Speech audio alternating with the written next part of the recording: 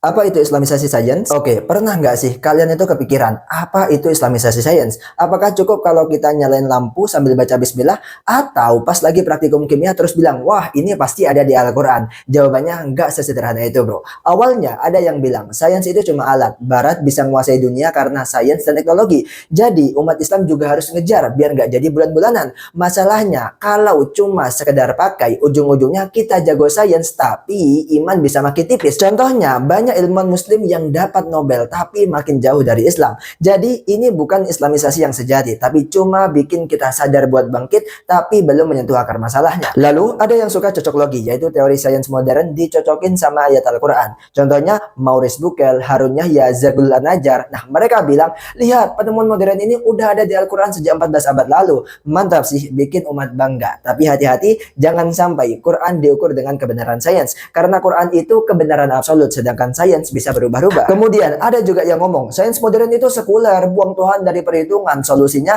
sakralisasi sains yang dicetuskan oleh Syed Hussein Nasr. Masalahnya, Syed Hussein Nasr ini agak all religion sama aja vibes-nya. Padahal Islamisasi sains bukan bikin semua agama jadi sama rata, tapi balik lagi ke worldview Islam, yaitu Islam sebagai kebenaran yang hakiki. Nah, sekarang kita masuk yang lebih serius. Kata Ismail Al-Faruqi, akar masalah kita tuh dualisme pendidikan. Ada sekolah Islam yang sempit pemahamannya, ada sekolah sekuler yang kering rohani.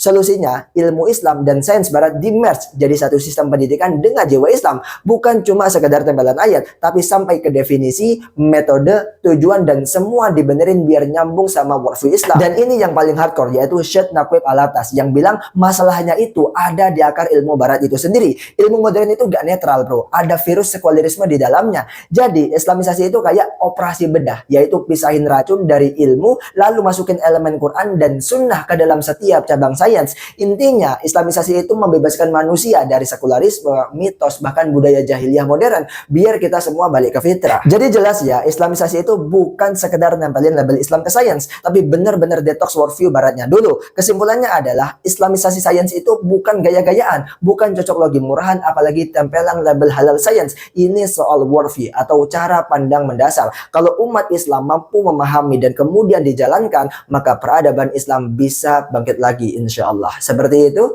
Terima kasih, saya Din Madani. Kalau suka jangan lupa follow dan sebarkan biar manfaatnya semakin luas. Diskusi di kolom komentar.